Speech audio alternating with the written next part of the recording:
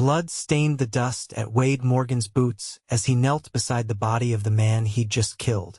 The early morning sun cast long shadows across the Texas plain, illuminating the face of Jasper Collins, the man who'd once been his friend, the man who'd betrayed him, and now, the man whose life had ended by Wade's hand. It was 1878, and the West was still wild enough that a man could disappear if he rode hard and fast enough. Wade planned to do just that. "Sorry it came to this, Jasper," Wade muttered, closing the dead man's eyes with a gentle sweep of his calloused fingers. He wasn't really sorry for killing him. Jasper had been planning to murder Wade first, but he was sorry that things had come to this end. They'd once been like brothers, working the same ranch, sharing whiskey on cold nights, and watching each other's backs in town. Until Mary. Wade rose to his feet, his tall frame casting an even longer shadow.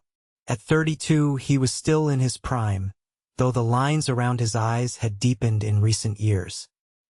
His dark hair was hidden beneath his wide-brimmed hat, and several days' worth of stubble darkened his jaw. He looked down at Jasper one last time before mounting his chestnut stallion. "Thunder. Time to go, boy," he said, patting the horse's neck. "Ain't nothing left for us here." Thunder seemed to understand, setting off at a steady pace. Wade didn't look back at the body, nor at the ranch house in the distance where Mary would be waiting for a man who would never return. It wasn't his concern anymore. She'd made her choice when she'd betrayed him with Jasper, and now she'd have to live with the consequences. The vast expanse of Texas stretched before him, promising anonymity and perhaps a chance to outrun his ghosts. Wade had been a cowboy since he was 16, working cattle drives and breaking horses across the territory. He knew how to survive on the trail, how to read the land, and how to keep to himself. Those skills would serve him well now. For 3 days, Wade rode northward, stopping only when necessary to rest Thunder and to catch a few hours of sleep himself. He crossed into Colorado territory, the landscape changing from flat plains to rolling hills and eventually the foothills of the mountains. The air grew cooler, the nights crisper, and Wade felt his spirits lifting slightly with each mile that separated him from his past. On the 4th day, as the sun began its descent behind the mountains, Wade spotted something unusual on the trail ahead. A horse, a dappled gray mare, stood grazing beside the path, saddled but riderless. Wade slowed Thunder to a walk and approached cautiously, his hand resting on the revolver at his hip. "Easy now," he called to the mare, who lifted her head but didn't bolt. As he drew closer, Wade noticed that the saddle was of fine quality, clearly belonging to someone of means. It was a woman's saddle, too, which struck him as odd in this remote area. Wade dismounted and grabbed the mare's reins, speaking softly to calm her. "Where's your rider, girl?" he asked, scanning the surrounding area. The trail ahead curved around a stand of pines, and Wade thought he spotted something or someone lying in the shadow of the trees. Leading both horses, he approached slowly, his senses alert for any sign of danger. As he rounded the bend, he saw her, a woman lying motionless on the ground, her green traveling dress spread around her like a fallen leaf. Wade quickened his pace, tying the horses to a nearby branch before kneeling beside the woman. She was breathing, thank God, but a nasty gash on her forehead had left a trail of dried blood down her pale face. Her auburn hair had come loose from its pins, spilling around her shoulders in disarray. "Miss," Wade said, gently touching her shoulder. "Miss, can you hear me?" The woman stirred, her eyelids fluttering open to reveal eyes the color of amber. For a moment, she looked confused, then alarmed as she registered Wade's presence. "Who?" she began, trying to sit up and wincing in pain. "Easy there," Wade said, helping to support her. "I found your horse on the trail. Looks like you took a bad fall." The woman raised a trembling hand to her forehead, her fingers coming away with a trace of blood. I must have," she agreed, her voice cultured with an Eastern accent. The last thing I remember is my mare getting spooked by something in the brush. What's your name, miss? Wade asked, helping her to sit more comfortably against the trunk of a pine. Abigail, she replied, looking up at him with those amber eyes. Abigail Lawrence. And you are? Wade Morgan, he said, tipping his hat slightly. Where were you headed, Miss Lawrence? There's not much out this way except wilderness. Abigail hesitated, as if weighing how much to tell him. I was traveling to Silver Creek, she finally said. My uncle has a homestead there. Wade frowned.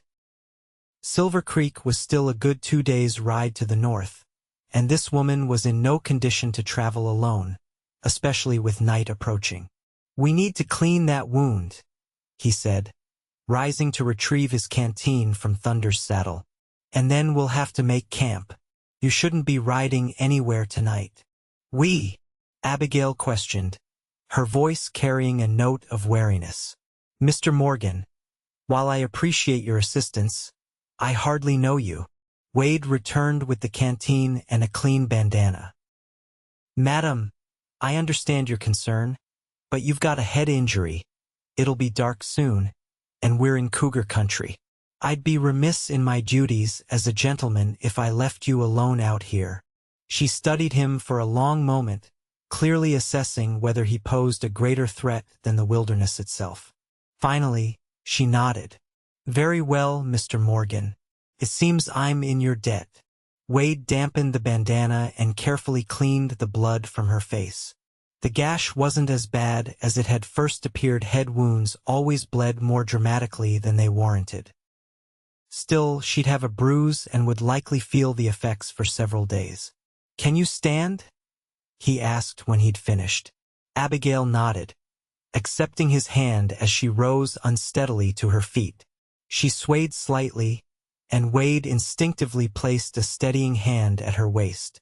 Their eyes met briefly before she looked away, a flush coloring her cheeks. Thank you, she murmured, stepping back. I'm feeling rather light-headed. That's to be expected, Wade said, leading her toward the horses. I'll set up camp just off the trail. There's a small clearing I passed a ways back that should serve us well. Abigail nodded, looking doubtfully at her mare. I'm not sure I can ride just yet. You'll ride with me? Wade decided, helping her mount Thunder before swinging up behind her. He kept one arm around her waist to keep her steady, acutely aware of her stiffening at his touch. I'll lead your mare.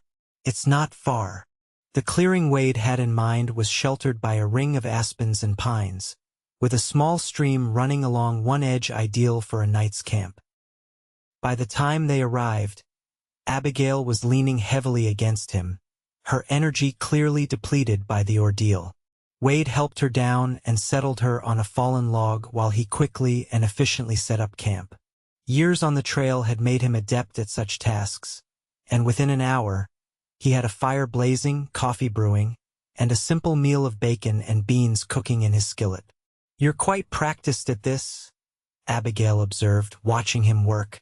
The firelight danced across her features, highlighting the elegant line of her jaw and the curve of her lips. Wade shrugged. Been living this way a long time, he said, stirring the beans. You learn to be efficient or you go hungry. Are you a cowboy, Mr. Morgan? She asked, accepting the tin cup of coffee he offered her. Wade hesitated. Was, he finally said. Now I'm just a man looking for somewhere new. Abigail seemed to sense the weight behind his words and didn't press further. Instead, she took a sip of her coffee, grimacing slightly at the bitter taste. Sorry, Wade said with a small smile. Trail coffee's not like what you'd get back east. It's perfectly acceptable, she assured him, though her expression suggested otherwise. I'm grateful for your hospitality, truly. They ate in relative silence, the crackling of the fire and the distant hooting of an owl providing a natural backdrop to their meal. Wade couldn't help but notice the fine quality of Abigail's clothing and the delicate way she held her tin plate, clearly unaccustomed to such rustic dining. "You're a long way from home," he observed as he took her empty plate. Abigail looked into the fire, her expression turning pensive. "Yes," she agreed. "Philadelphia seems like another world entirely from here." "What brings a Philadelphia lady to the Colorado wilderness?" Wade asked, settling back against his saddle. Again, that moment of hesitation. "As I mentioned, my uncle has a homestead near Silver Creek. I'm visiting him." Wade nodded, though he suspected there was more to her story than she was sharing. People didn't just visit relatives in these remote parts without good reason. They came because they were running to something or from something. Wade knew that better than most. "Well, Miss Lawrence, we should get some rest. I'll take you to Silver Creek tomorrow. Make sure you reach your uncle safely." Abigail looked surprised. "That's very kind, but I wouldn't want to delay your journey." Wade shrugged. "I don't have anywhere particular to be," he said truthfully, "and it wouldn't sit right with me, leaving you to travel alone after that fall." He arranged his bedroll for her near the fire and fashioned a makeshift pillow from his spare shirt. "You take this," he said. "I'll keep watch for a while." Abigail hesitated, then nodded gratefully. "Thank you, Mr. Morgan. You've been extraordinarily kind to a stranger." "Just doing what anyone would," Wade replied, though they both knew that wasn't necessarily true in these parts. As Abigail settled into the bedroll, Wade leaned back against a tree trunk, his rifle across his lap. He watched the stars appear one by one in the darkening sky, wondering at the strange turn his journey had taken. 3 days ago, he'd killed a man and fled everything he knew. Now he was playing protector to an Eastern lady with secrets of her own. Life had a peculiar way of unfolding, Wade reflected. And despite his determination to leave human connections behind, he found himself curious about Abigail Lawrence and what had brought her to this remote trail alone. Morning came with the chirping of birds and the soft golden light filtering through the aspen leaves. Wade had dozed intermittently throughout the night, always keeping one ear alert for any signs of danger. He opened his eyes to find Abigail already awake, attempting to bring the fire back to life. "Morning," he said, rising to his feet and stretching his stiff muscles. Abigail looked up, a strand of auburn hair falling across her face. She'd attempted to pin her hair back up, but without a mirror, the result was charmingly disheveled. "Good morning, Mr. Morgan. I hope you don't mind. I thought I'd try to get the fire going again." Wade knelt beside her, taking the flint from her inexperienced hands. "Let me," he said, and within moments had coaxed the embers back to flames. "How's your head this morning?" Abigail touched the wound gingerly. "Better, I think, though I still feel a bit unsteady." Wade nodded, setting the coffee pot on the fire. "We'll take it slow today. Silver Creek's not far, but there's no need to push ourselves." As they shared a simple breakfast of hardtack and the last of the bacon, Wade found himself studying Abigail more carefully in the morning light. There was a sadness in her eyes that hadn't been apparent the night before, and occasionally, when she thought he wasn't looking, her expression would fall into one of deep worry. "Miss Lawrence," Wade began, deciding to address his concerns directly, "I don't mean to pry, but traveling alone in these parts is dangerous for anyone, let alone a woman unaccustomed to the wilderness. Is everything all right with your journey? Is there something I should know before we reach Silver Creek?" Abigail looked startled, then wary. She set down her cup carefully before meeting his gaze. "Mr. Morgan, you've been nothing but kind and honorable since finding me yesterday. I believe I can trust you, but I'm not sure I should burden you with my troubles." "Sometimes sharing a burden makes it lighter," Wade said, surprising himself with his own words. He'd spent years keeping his own troubles locked tight inside. Abigail studied him for a long moment, then seemed to come to a decision. "I'm running away," she admitted, her voice barely above a whisper. "From a marriage I did not choose." Wade raised an eyebrow but remained silent, allowing her to continue. "My father arranged for me to marry Mr. Bartholomew Prescott, a business associate of his," she explained, her fingers nervously pleating the fabric of her skirt. "Mr. Prescott is 45 years old, Mr. Morgan, and has buried 2 wives already. He is wealthy and respected in Philadelphia society, but he is also cold and controlling." Wade's jaw tightened. He'd seen plenty of such arrangements in his time, young women bartered off to secure business deals or social standing. "The wedding was to be next month," Abigail continued, "but I could not bear it. My uncle wrote to me years ago after my mother died, inviting me to visit him in Colorado. Father forbade it then, but I kept the letter.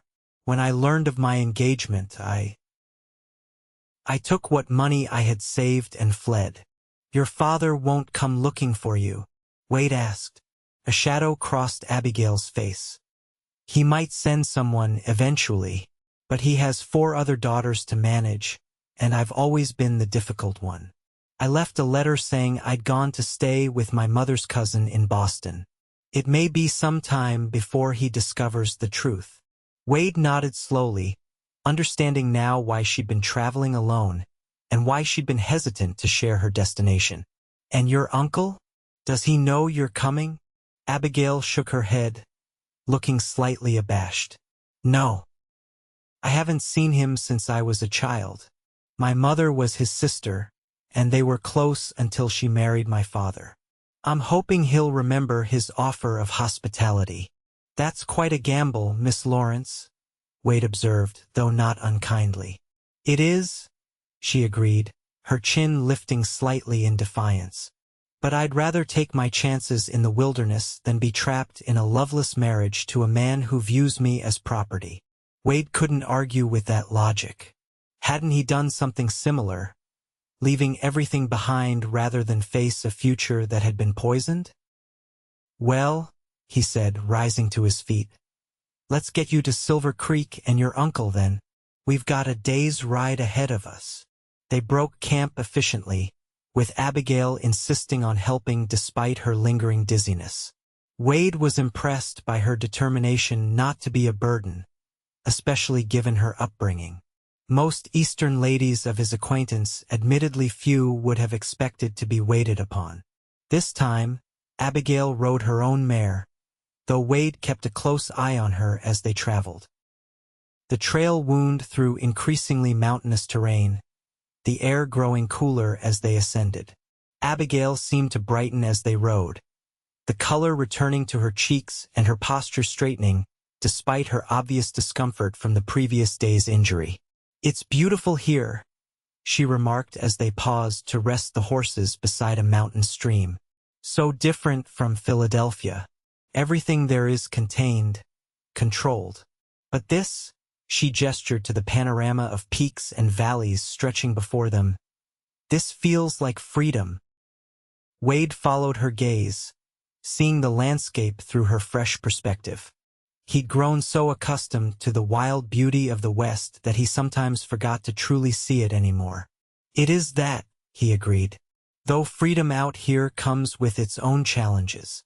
Winters can be brutal, game gets scarce, and there's not much in the way of society." "Perhaps I've had enough society to last a lifetime," Abigail said with a wry smile. "Besides, I'm not afraid of hard work. My father may have raised me to be a society wife, but my mother taught me practical skills before she passed. I can cook, sew, and I'm a quick study with anything else." Wade found himself smiling at her enthusiasm. "I don't doubt it, Miss Lawrence." As they continued their journey, Wade shared some of his knowledge of the land, pointing out edible plants and explaining how to read the weather from cloud formations. Abigail listened attentively, asking intelligent questions that revealed both her education and her genuine interest. By late afternoon, They crested a ridge that revealed a small valley below, with a creek winding through it like a silver ribbon. Several homesteads dotted the landscape, smoke rising from chimneys and fields of crops surrounding simple log structures. "Silver Creek," Wade announced, gesturing to the settlement. "Which homestead belongs to your uncle?" Abigail scanned the valley, her expression uncertain. "I'm not entirely sure," she admitted. "His name is William Lawrence. In his letter, he mentioned his place was just north of the creek, with a red barn." Wade spotted a property matching that description on the far side of the valley. "I think that might be it," he said, pointing. "Shall we find out?" They descended into the valley as the sun began its westward decline, casting long shadows across the landscape. As they approached the homestead with the red barn, Wade noticed it was well maintained, with neat fences surrounding a vegetable garden and a small orchard of young apple trees. A good sign. He thought this was the home of someone who took pride in their property. A man emerged from the barn as they approached, pausing to watch their arrival with a hand shading his eyes. He was tall and lean, with gray-streaked brown hair and a neatly trimmed beard. As they drew closer, Wade could see the family resemblance between him and Abigail, the same straight nose and determined chin. "Uncle William?" Abigail called tentatively as they reached the yard. The man stared at her in clear astonishment. "Good Lord," he finally said, his voice gruff with surprise. "Little Abigail? Eugenia's girl." Abigail nodded, her eyes filling with tears of relief. "Yes, Uncle. It's me." William Lawrence strode forward as Wade helped Abigail dismount, his expression moving from shock to concern as he noticed the bruise on her forehead. "Child, what happened to you? And what in heaven's name are you doing in Colorado?" "It's a rather long story," Abigail said, embracing her uncle when he reached her. "But I've come to take you up on your invitation to visit. I hope that's still all right." William held her at arm's length, studying her face. "Of course it is," he said firmly. "Your family. You're always welcome here." His gaze shifted to Wade, turning cautious. "And who might this be?" "This is Mr. Wade Morgan," Abigail explained. "He found me yesterday after I fell from my horse and injured myself. He's been kind enough to escort me safely to you." William extended a weathered hand to Wade. "Then I'm in your debt, Mr. Morgan. Thank you for looking after my niece."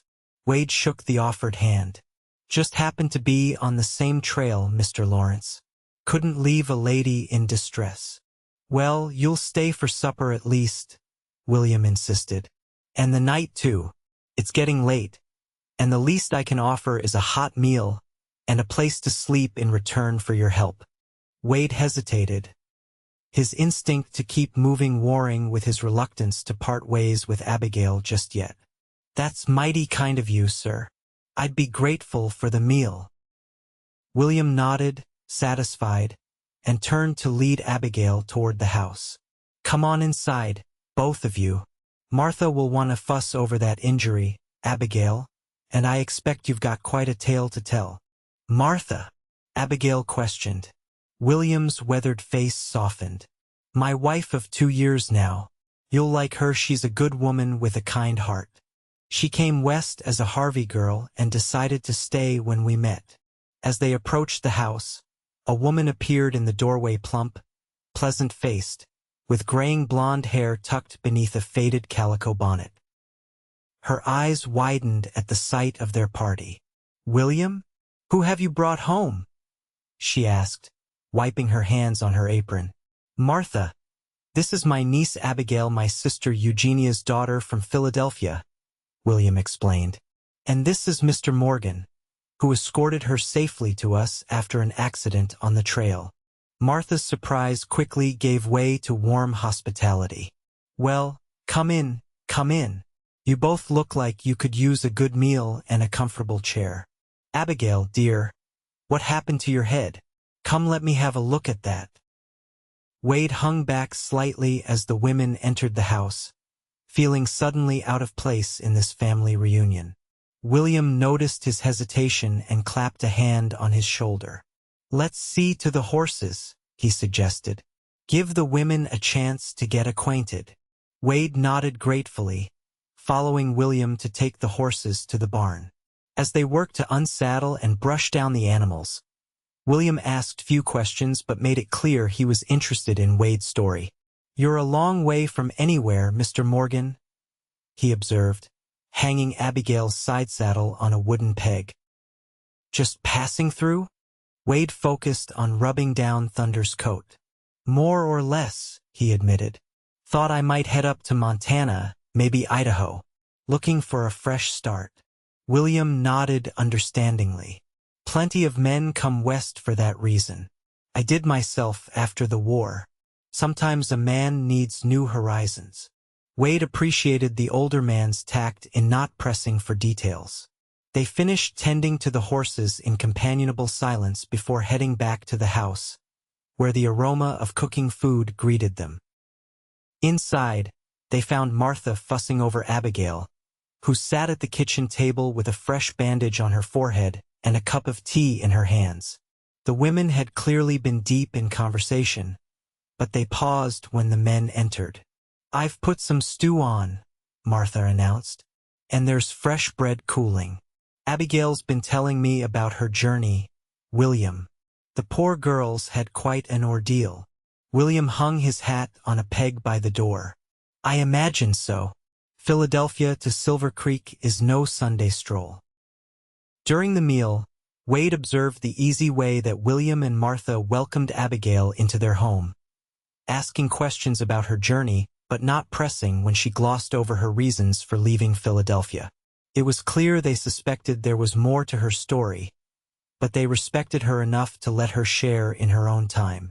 The Lawrence homestead was modest but comfortable, with handcrafted furniture and colorful quilts that softened the rough-hewn log walls. Photos and mementos suggested a life well lived, and Wade found himself envying the sense of permanence and belonging that pervaded the home.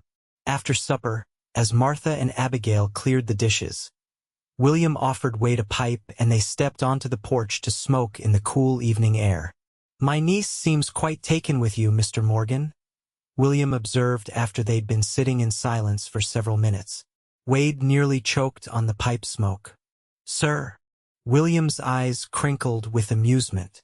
"Don't look so alarmed. I merely meant that she speaks highly of your kindness and character. Not many men would have gone out of their way to help a stranger the way you did." Wade relaxed slightly. "Like I said, couldn't leave a lady in distress." William studied him thoughtfully. "You planning to continue your travels tomorrow?" The question caught Wade off guard. He hadn't really considered his next steps since finding Abigail. His original plan to keep moving until he found somewhere new to settle suddenly seemed less appealing. "I hadn't given it much thought," he admitted. William nodded, tapping his pipe against the porch railing to clear it. "Well, if you're not in a hurry, I could use some help around here. Spring planting's coming up, and I've got more land than my aging bones can manage alone. Could offer you fair wages and a place to stay in the bunkhouse." Wade was surprised by the offer. "You'd hire a man you just met?"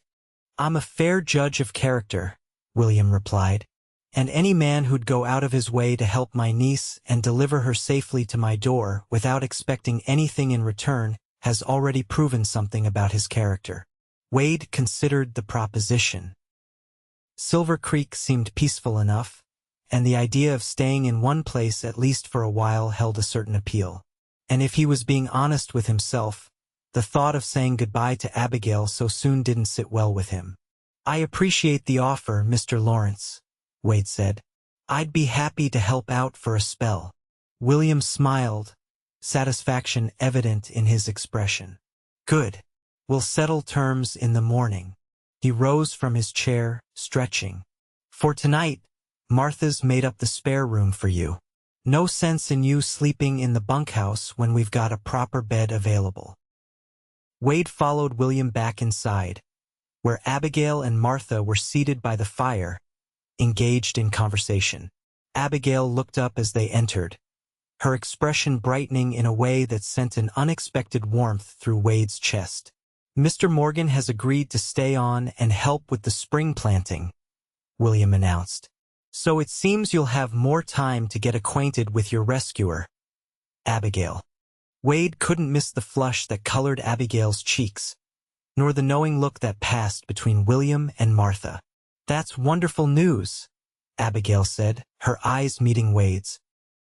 "I'm glad you've decided to stay." Later that night, as Wade lay in the comfortable bed in the Lawrence's spare room, he found himself reflecting on the strange turns his life had taken. A week ago, he'd been working at the Circle T Ranch, harboring feelings for a woman who had betrayed him. 4 days ago, he'd killed a man and fled everything familiar. And now here he was, contemplating putting down roots, however temporarily, in a place he'd never intended to stay. And then there was Abigail. Wade hadn't expected to feel such a connection to the Eastern woman he'd found injured on the trail. She was educated, refined, and from a world so different from his own that they might as well have come from different countries.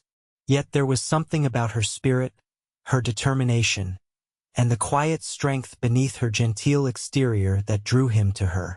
Wade drifted off to sleep with the realization that perhaps his impulsive decision to stay wasn't just about the job offer or the respite from his travels. Perhaps it had more to do with a pair of amber eyes and the woman who had somehow managed to awaken feelings he'd thought long buried. The following weeks established a new rhythm to Wade's life. Each morning, he rose early to help William with the chores, then spent the days preparing fields for planting, mending fences, and tending to the small herd of cattle that grazed on the Lawrence property. The work was familiar and satisfying, allowing Wade to focus on physical tasks rather than the memories that still haunted him. Abigail, meanwhile, quickly made herself useful around the homestead. Despite her upbringing, she proved adept at learning household tasks from Martha and showed a surprising aptitude for gardening. Wade often caught glimpses of her working in the vegetable plot, her hair tied back with a simple ribbon, her sleeves rolled up, and a look of intense concentration on her face. In the evenings, the four of them would gather around the table for supper, sharing the events of their day and occasionally stories from their pasts. Wade was careful about what he revealed, speaking mostly of his years working cattle drives and breaking horses, avoiding mention of Mary or Jasper or the circumstances that had led him to Silver Creek. Abigail, too, seemed selective in her storytelling, focusing on fond memories of her mother and amusing anecdotes about her sisters rather than the father who had tried to force her into an unwanted marriage. But as the days passed, both Wade and Abigail gradually shared more of themselves, their mutual reserve slowly melting away. One evening, about 2 weeks after their arrival, Wade found Abigail sitting alone on the porch swing, watching the sunset paint the valley in shades of gold and crimson. He hesitated in the doorway, reluctant to intrude on her solitude. "You can join me, Mr. Morgan," she said without turning, somehow sensing his presence. "I'm just enjoying the view." Wade settled beside her on the swing, careful to maintain a respectable distance. "It's something, isn't it?" he agreed, looking out at the landscape. "Different from what you're used to, I expect." Abigail nodded, a small smile playing at the corners of her mouth. "In Philadelphia, buildings block most of the horizon. Even the grandest sunset is partly obscured by rooftops and chimneys. Here, there's nothing to impede the view. It's liberating."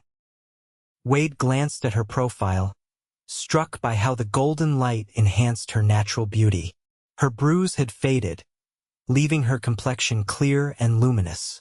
In the 2 weeks since her arrival, some of the tension had left her features, and she seemed more at ease in her own skin. "You're settling in well," he observed. "Martha says you've got a natural hand with plants." Abigail's smile widened. "My mother loved gardening. She had a small conservatory at our home in Philadelphia where she grew exotic flowers. I used to help her tend them. Her expression grew wistful. After she died, my father had the conservatory converted into a smoking room. Said it was impractical to maintain. Wade could hear the pain beneath her matter-of-fact tone. You miss her still. Every day, Abigail admitted. She would have loved it here. She always spoke fondly of her childhood in the countryside before she married my father and moved to the city. They sat in comfortable silence for a few moments, the swing creaking gently beneath them. And you, Mr. Morgan?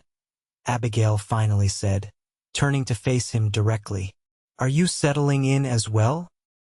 Or are you still planning to continue your journey once the planting is done? The question caught Wade off guard, though he'd asked himself the same thing more than once over the past weeks. I haven't decided, he answered honestly. Silver Creek is a good place, peaceful, but I'm not sure yet if it's where I belong. Abigail studied him, her amber eyes searching his face. Where does someone like you belong, Mr. Morgan? If you don't mind my asking. Wade considered the question, finding it harder to answer than he'd expected. I'm not sure I know anymore, he admitted. For a long time, I thought I belonged on the ranch where I worked in Texas.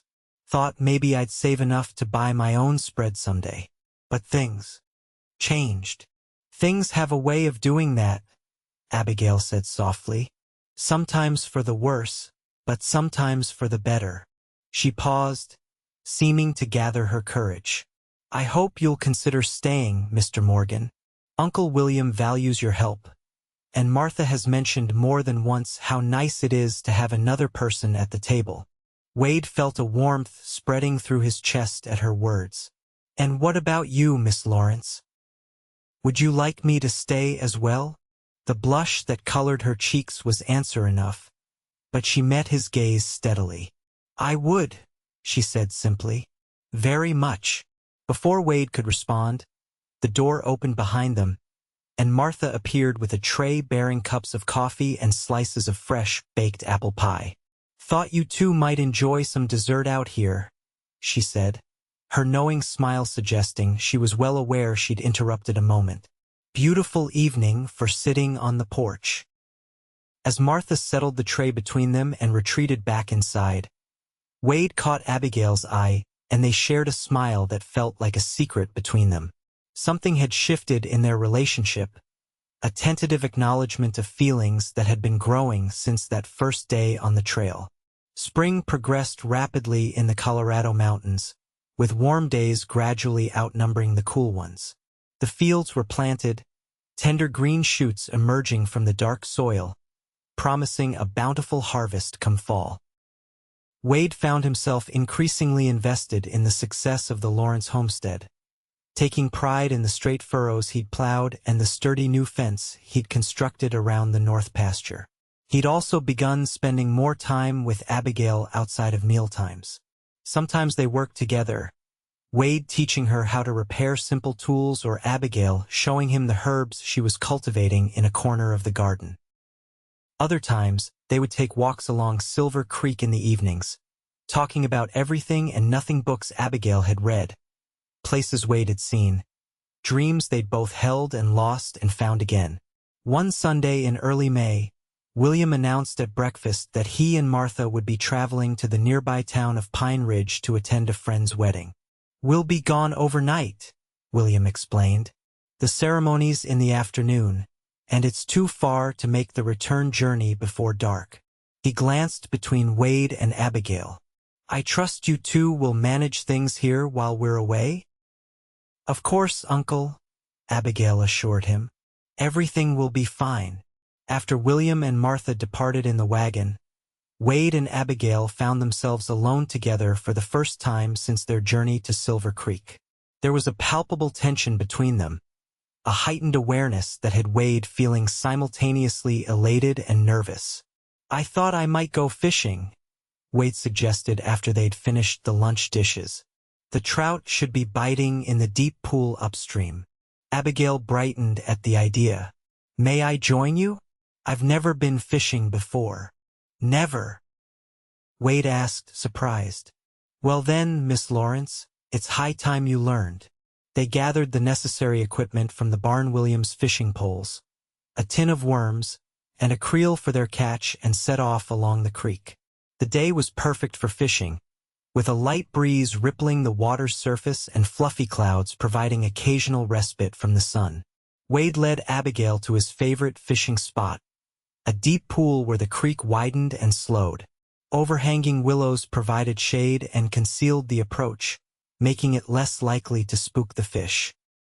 The trick is to be patient and quiet, Wade explained as he showed Abigail how to bait her hook. Fish can sense vibrations, so you want to move slow and deliberate-like. Abigail proved to be an attentive student, watching carefully as Wade demonstrated how to cast the line, her face lighting up with delight when she managed a respectable cast of her own.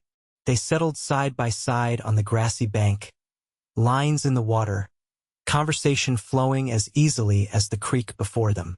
I never imagined I'd enjoy something like this, Abigail admitted after they'd been fishing for about an hour. She'd already caught 2 small trout, her excitement at each catch infectious.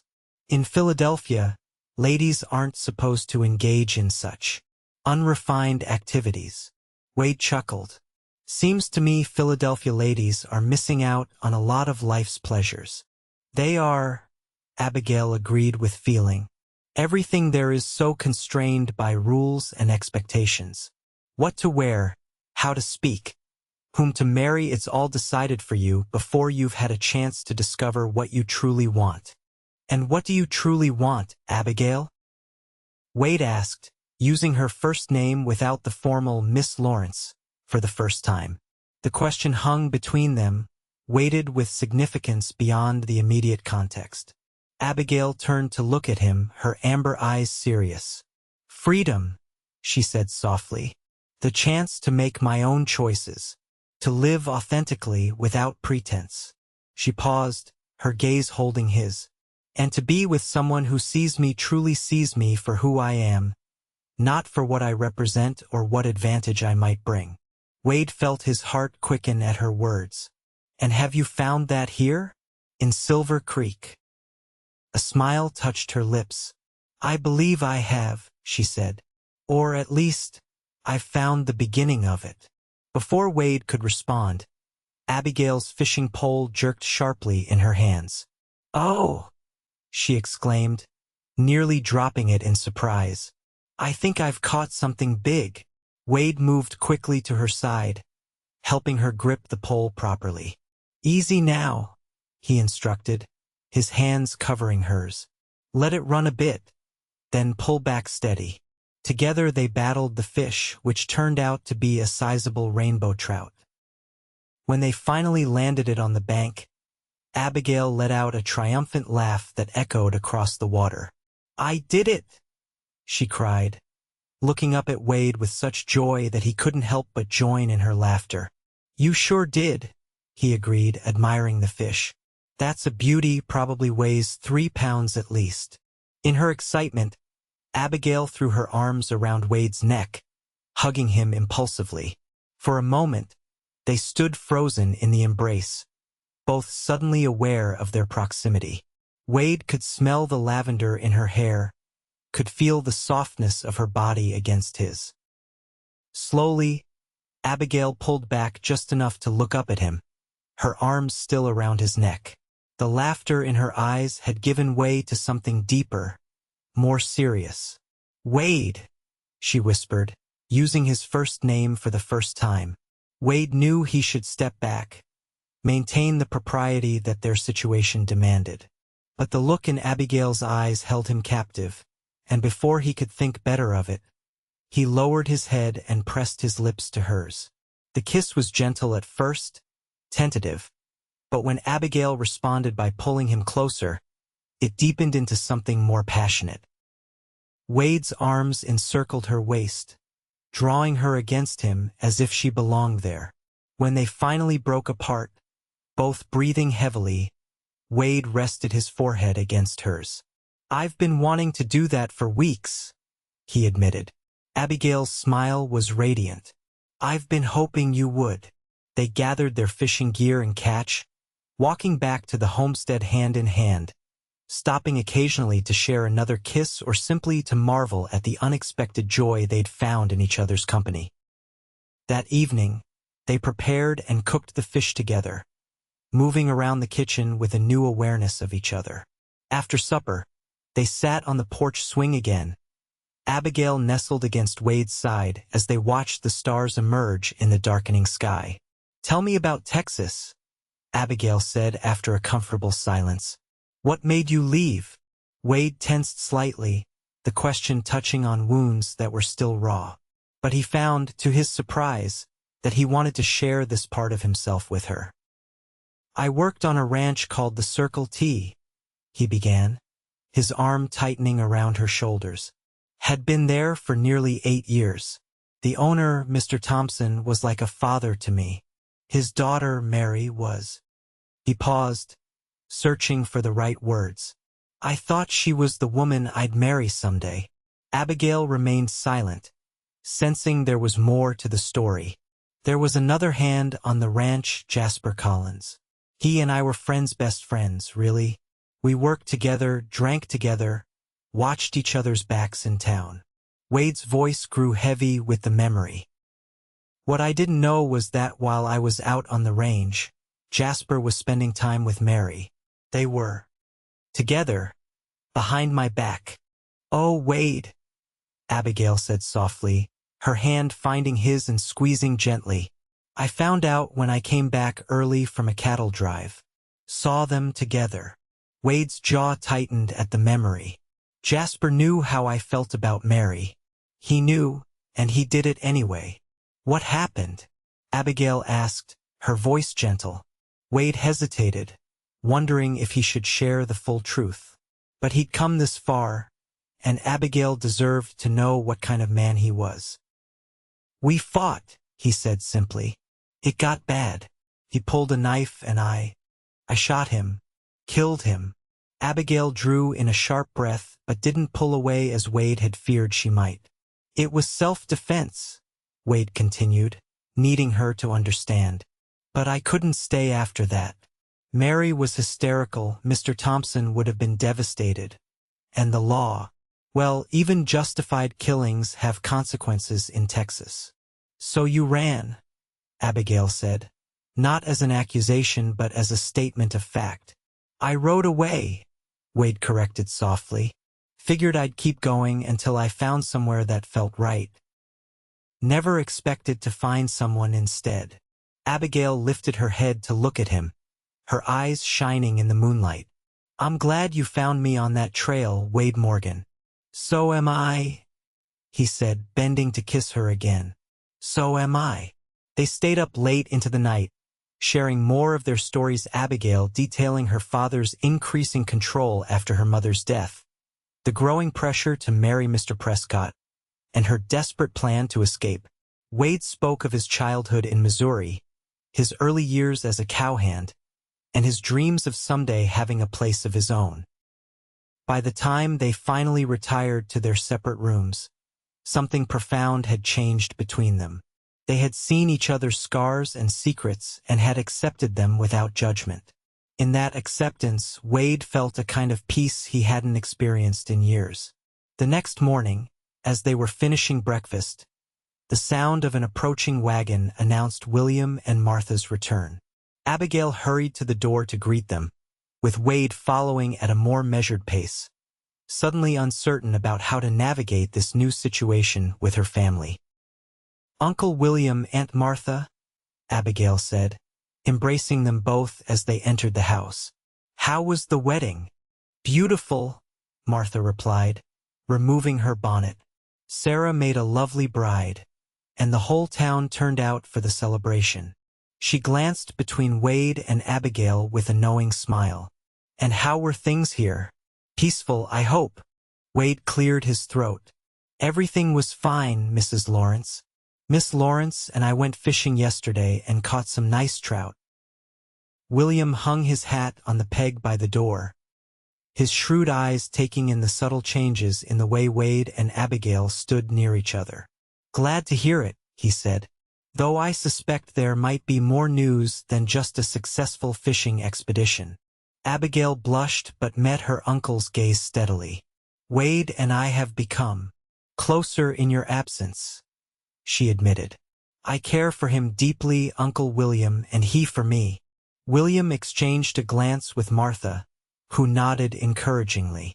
Well, he said, turning back to them, I can't say I'm surprised. Anyone with eyes could see the way you two have been looking at each other these past weeks. His expression grew more serious as he addressed Wade. I assume your intentions are honorable, Morgan? Wade straightened his shoulders, meeting the older man's gaze directly. Yes, sir, they are. I care for Abigail more than I can say, and if she'll have me, I intend to court her properly.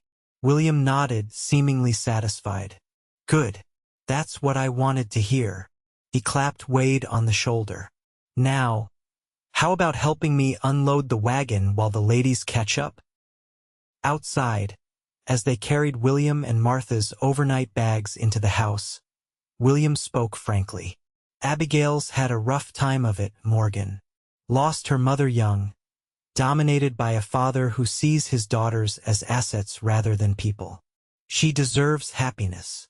I know, sir, Wade replied, and I intend to do everything in my power to give her that.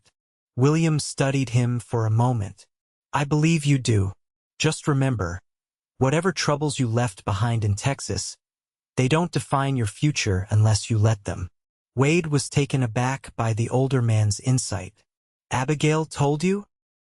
No, William said, shaking his head. She wouldn't betray your confidence. But I've been around long enough to recognize a man running from something.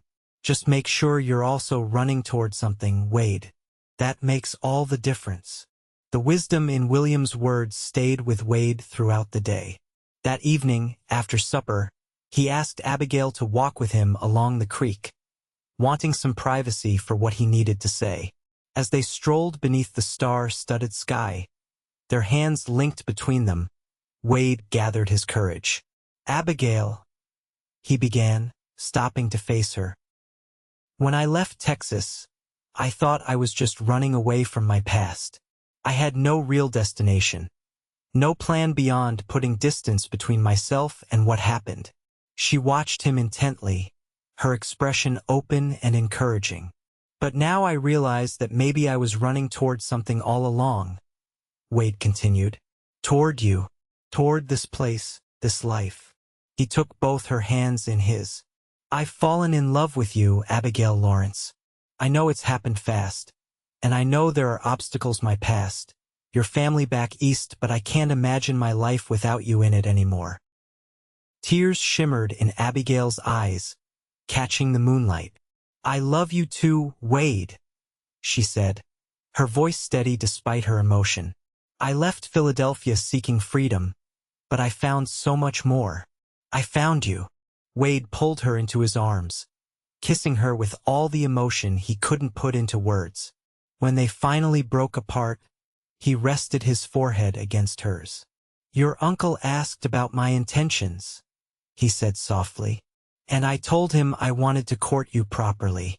But the truth is, Abigail, I want more than that. I want a future with you if you'll have me. Are you proposing, Mr. Morgan? Abigail asked, a smile playing at the corners of her mouth. Wade chuckled. Not quite yet.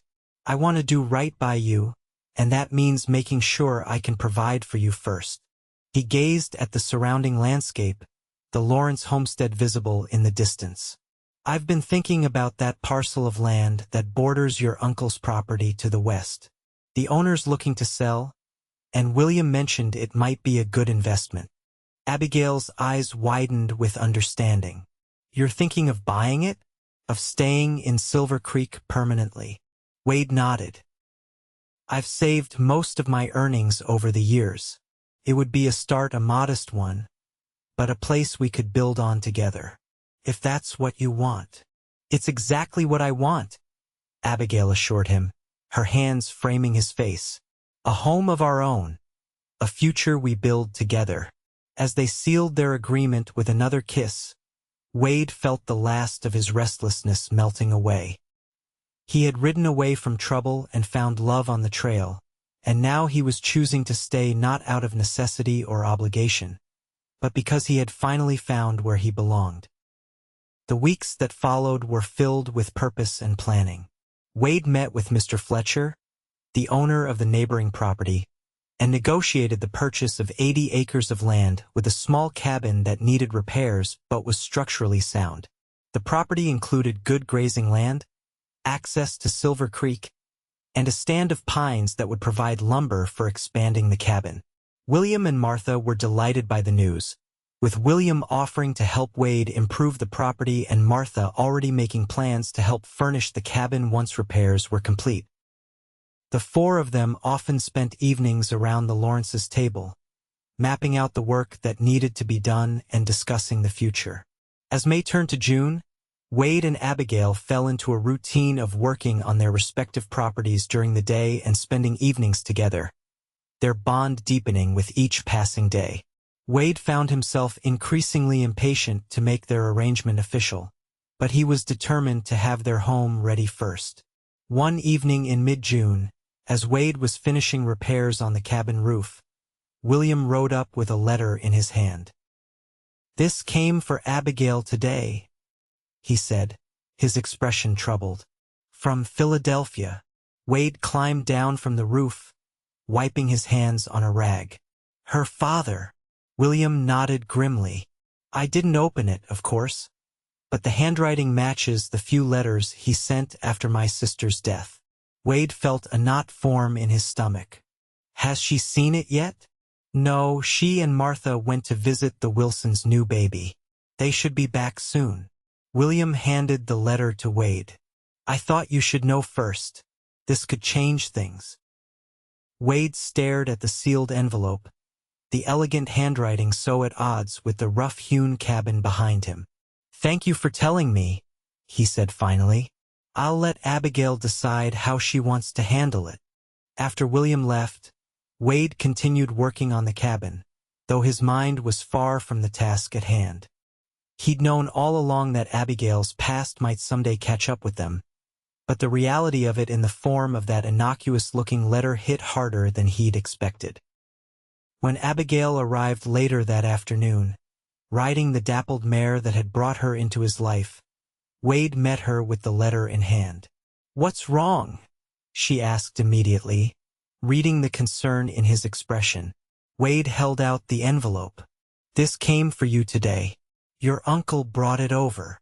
Abigail dismounted slowly, her eyes fixed on the letter. "It's from my father," she said, her voice barely above a whisper. She took the envelope with trembling fingers but made no move to open it. "You don't have to read it right away," Wade assured her. "Or at all if you don't want to." Abigail shook her head. "No, I need to know what he says." Taking a deep breath, she broke the seal and unfolded the letter, her eyes scanning the pages quickly. Wade watched her face, trying to gauge her reaction. Her expression shifted from apprehension to surprise, and finally to a complex emotion he couldn't quite identify. "He knows I'm here," she said at last, looking up at Wade. "Apparently, my cousin in Boston wrote to inquire about my well-being, revealing that I had never arrived there. Father hired a Pinkerton detective to trace my journey." Wade tensed. "Is he coming for you?" Abigail shook her head. "No, he's disowned me." Her voice held a mixture of hurt and relief. "He writes that I am no longer his daughter, that I have forsaken my family and my responsibilities, and that I should not expect any further communication or support from him." Wade moved to her side, placing a comforting arm around her shoulders. "I'm sorry, Abigail." She leaned into him, her eyes still on the letter. "The strange thing is, I feel more relieved than anything else. There's a finality to it that's almost freeing." She looked up at Wade, her eyes clear. "I've made my choice, and now he's made his. I belong here now with you." Wade pulled her closer, pressing a kiss to her temple. "Are you sure? He's still your father." "Yes, but he stopped being a father to me long ago," Abigail said firmly. "My family is here now, Uncle William, Aunt Martha, and you." She smiled up at him, determination replacing the momentary vulnerability. "Now, show me what you've accomplished on our home today." Wade recognized her need to move forward, to focus on their future rather than the past she'd left behind. He led her into the cabin, pointing out the newly repaired roof and the improvements he'd made to the fireplace. "It's coming along nicely," Abigail said, running her hand along the rough-hewn mantel. "Soon it will be ready for us to—" She broke off as Wade dropped to one knee before her, taking her hands in his. "Abigail Lawrence," he said, his voice steady despite the nerves fluttering in his chest. "I know this isn't the fanciest proposal a woman like you deserves. I don't have a ring yet, though I plan to remedy that when I go to Pine Ridge next week. But I can't wait any longer to ask you to be my wife."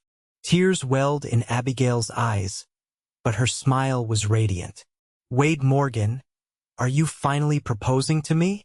Wade nodded, his own eyes suspiciously moist. "I am. I love you, Abigail. I want to spend my life with you, building something good and true right here. Will you marry me?" "Yes," she said without hesitation, dropping to her knees to be level with him. "Yes, I will marry you, Wade Morgan." Their kiss was a promise, a sealing of the future they'd chosen together. When they finally broke apart, Wade pressed his forehead to hers.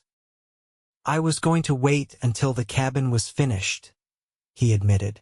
"But after that letter, I needed you to know that you have a place here, with me, no matter what." Abigail framed his face with her hands. "I've known that since you found me on that trail," she said softly. "Everything since then has just confirmed what I think I felt even then, that you were the person I was meant to find." They spent the rest of the afternoon planning their wedding, which they decided would be a simple ceremony at the local church in early August, once the cabin was ready for them to move in. As the sun began to set, they rode back to the Lawrence homestead together to share their news. William and Martha were overjoyed, though not surprised. "About time you made it official," William said, clapping Wade on the back. "Martha and I were beginning to wonder if we'd need to drop some more obvious hints." "We've set a date for August 5th, Abigail told them, her face aglow with happiness. "By then, the cabin should be ready, and we'll have had time to prepare properly."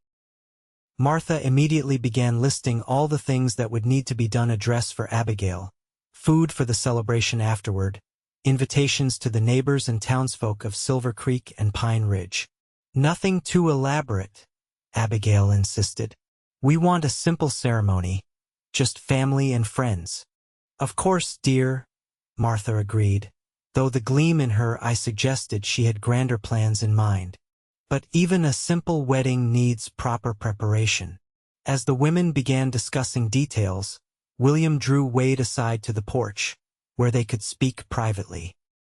"I've been thinking about your situation," William said, lighting his pipe, "with Abigail's father disowning her and your history in Texas." Wade tensed. "What about it?" William exhaled a cloud of smoke, his expression thoughtful. "I have a friend in Denver who's a lawyer. Good man, discreet. Might be worth consulting him about both matters to ensure that Abigail's father can't make legal trouble for her down the line, and to look into your situation in Texas." Wade hadn't considered seeking legal advice about the killing of Jasper Collins. "You think that's necessary?" "I think it's prudent," William replied. "Self-defense is a legitimate claim, especially in Texas. If the circumstances are as you described them to Abigail, you might be able to clear your name officially. Might be better than always looking over your shoulder, wondering if your past will catch up with you." Wade considered the older man's words. The idea of confronting his past rather than running from it was both terrifying and oddly appealing. "I'll think about it," he promised. William nodded, seemingly satisfied. That's all I ask. Your family now, Wade, or will be officially soon enough. I want to make sure you and Abigail have the fresh start you both deserve. The weeks leading up to the wedding passed in a flurry of activity. Wade divided his time between preparing the cabin, helping William with the summer work on the Lawrence homestead, and making trips to Pine Ridge for supplies. On one such trip, he purchased a simple gold band for Abigail, using a portion of the savings he'd accumulated over his years as a cowhand. Abigail, meanwhile, worked with Martha on her wedding dress, a simple but elegant creation of ivory silk that Martha had been saving for a special occasion. They also prepared the cabin for habitation, sewing curtains, quilts, and other necessities that would transform the rustic structure into a home. News of their engagement spread quickly through Silver Creek and the surrounding area, with neighbors stopping by to offer congratulations and, in many cases, wedding gifts, handcrafted furniture, preserved foods, and practical household items that would help the young couple establish their home. The sense of community and acceptance warmed Wade's heart. He'd spent so many years drifting, belonging nowhere and to no one, that the genuine welcome he received in Silver Creek felt like a miracle. These people knew little about his past, only that he'd arrived with Abigail and had decided to stay, yet they accepted him as one of their own. A week before the wedding, Wade made the journey to Denver with William to meet with the lawyer, Mr. Harrington. The meeting was both more straightforward and more hopeful than Wade had dared to expect. Based on what you've told me, Mr. Morgan, you have a clear case of self-defense, Mr. Harrington said after listening to Wade's account of the confrontation with Jasper. If Mr. Collins drew a weapon first, and there were no other aggravating circumstances, the law in Texas would be on your side. What do you recommend? Wade asked, hardly daring to hope that he might be able to clear his name. I can write to the authorities in the county where the incident occurred, Mr. Harrington suggested. Present your side of the story, perhaps arrange for you to provide a sworn statement. It might be possible to resolve the matter without you having to return to Texas at all. Wade nodded, a weight he'd carried for months beginning to lift from his shoulders. I'd appreciate that, Mr. Harrington. As for Miss Lawrence's situation, the lawyer continued, turning to a different set of notes. Her father's letter of disownment has no legal standing in itself. However, it does suggest that he's unlikely to pursue her or attempt to force her return to Philadelphia. So she's safe here? William asked, his concern for his niece evident. As far as I can determine, yes, Mr. Harrington confirmed. At 22, Miss Lawrence is of legal age to make her own decisions regarding marriage and residence. Unless her father can prove some sort of incompetence or coercion, which seems highly unlikely given the circumstances, he has no legal recourse to interfere with her life here. On the journey back to Silver Creek, Wade felt a profound sense of relief and gratitude. The shadows that had haunted both him and Abigail were beginning to recede, allowing them to look forward to their future together without constantly glancing over their shoulders at the past. When they arrived home, Abigail was waiting anxiously on the porch, her expression a mixture of hope and apprehension. Wade went to her immediately, taking her hands in his. Good news, he said, smiling down at her. Mr. Harrington believes both our situations can be resolved favorably. Your father has no legal claim on you, and as for my predicament in Texas, he thinks we can clear that up without me having to return there. The relief in Abigail's eyes mirrored his own. So we're truly free to start our life together, without these shadows hanging over us. It seems that way, Wade agreed, pulling her into his arms. Just 1 week until you're Mrs. Morgan. I can hardly wait, Abigail whispered, standing on tiptoe to kiss him. The day of the wedding dawned clear and bright, the August sun warming the valley and causing the dew to glisten on the grass. Wade rose early at his cabin, where he'd spent his last night as a bachelor. William would be arriving soon to accompany him to the small church in Silver Creek. while Martha helped Abigail prepare at the Lawrence homestead. As Wade buttoned his new shirt, the finest he'd ever owned, and donned the dark suit he'd purchased in Pine Ridge, he found himself reflecting on the extraordinary journey that had brought him to this day. 6 months ago, he'd been a cowhand at the Circle T, his future seemingly set on a predictable course. Now he was a landowner in Colorado, about to marry a woman he loved more than he'd thought possible, and building a life that exceeded his most optimistic dreams. The sound of hoofbeats announced William's arrival, and Wade stepped outside to greet him. The older man was dressed in his Sunday best, his usually weathered face softened by a smile of genuine pleasure. "Ready for the big day, son?"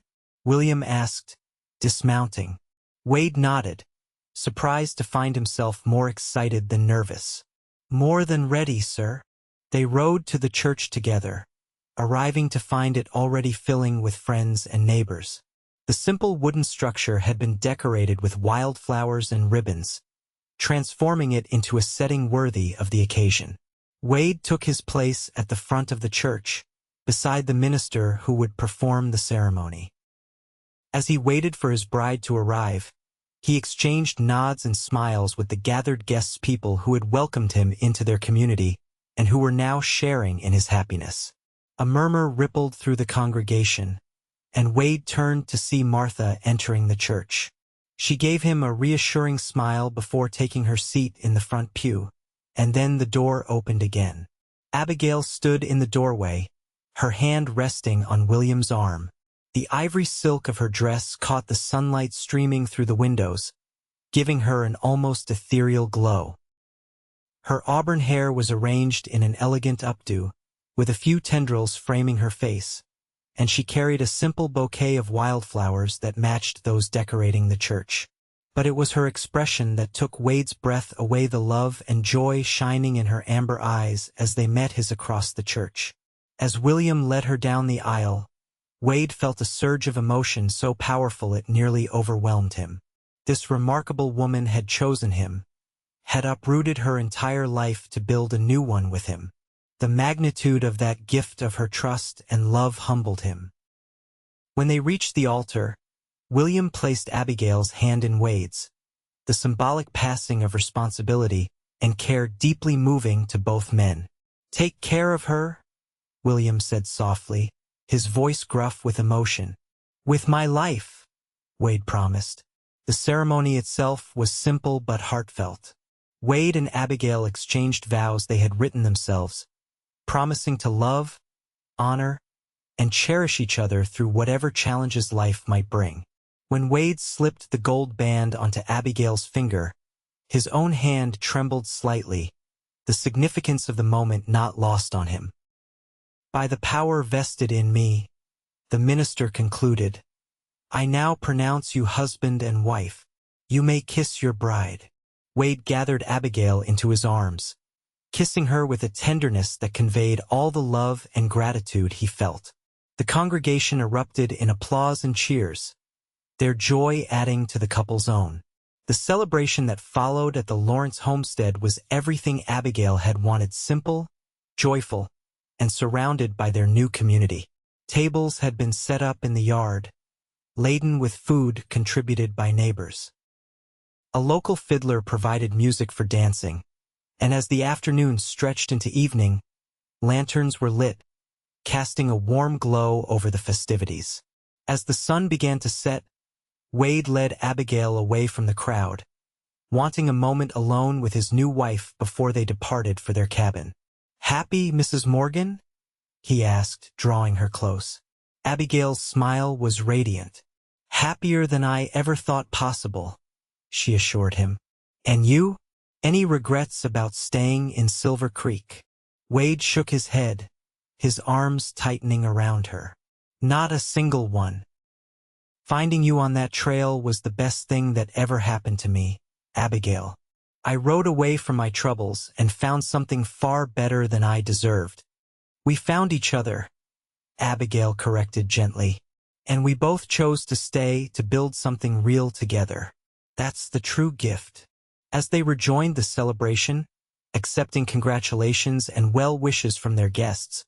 Wade reflected on the truth of Abigail's words. Life's journeys rarely followed predictable paths. Sometimes the detours, even those born of tragedy or loss, led to unexpected destinations and profound joy. He had ridden away from his own troubles, found her lost on the trail, and chosen to stay for love. And in that choice, both of them had found not just each other, but a home, a community, and a future filled with promise. 5 years later, Wade stood on the porch of their expanded cabin, watching as Abigail chased their 3-year-old son, William, around the yard. The boy's laughter rang out across the property, now a thriving ranch with a small herd of cattle, productive fields, and an orchard beginning to bear fruit. Their daughter, Elizabeth, not yet a year old, was cradled in Wade's arms, her tiny hand clutching his finger as she dozed against his chest. She had her mother's auburn hair and, Wade suspected, the same determined spirit that had brought Abigail across the country in search of freedom. The legal matters that had once threatened their happiness had been resolved long ago. Mr. Harrington's efforts had cleared Wade's name in Texas, with authorities accepting his account of self-defense and officially closing the case. Abigail's father had never attempted to contact her again, though one of her sisters had begun a cautious correspondence, sending news of Philadelphia and expressing a desire to someday visit Colorado. William and Martha lived still on their neighboring homestead, though William had scaled back his farming operations as he aged, relying more on Wade's help and focusing instead on his woodworking, which had become a respected craft in the region. They doted on their grandniece and grandnephew, often caring for the children when Wade and Abigail needed time alone or had business in town. Silver Creek itself had grown, with a proper school now and several new businesses. Wade served on the town council, his steady judgment and fair-mindedness earning him the respect of the community. Abigail taught reading and writing classes for the children and some of the adults who had never had the opportunity to learn. They had built a good life together, not without challenges or occasional hardships, but rich in the things that truly mattered: love, family, purpose, and community. As Wade watched his wife and son playing in the yard, Elizabeth sleeping peacefully in his arms, he felt a profound sense of gratitude for the twist of fate that had led him to that trail on that particular day 5 years earlier. He had been lost then, running from his past with no clear destination in mind. Finding Abigail had given him not just love, but direction and meaning. "What are you thinking about so seriously?" Abigail asked, climbing the porch steps with William in tow, both of them flushed from their game. Wade smiled, drawing her to his side with his free arm. "Just how lucky I am," he said simply. "How fortunate that I happened to be on that trail the day you fell from your horse." Abigail leaned into him, her amber eyes soft with love. "Not luck," she corrected gently. "Destiny." Wade bent to kiss her, their children between them living symbols of the love and life they had built together. Perhaps she was right. Perhaps some journeys were meant to intersect, some souls destined to find each other across the vast wilderness of chance and circumstance. Whatever forces had brought them together, Wade was eternally grateful that he had ridden away from his troubles, found her lost on the trail, and chosen to stay for love. In that choice in Abigail he had found his true home.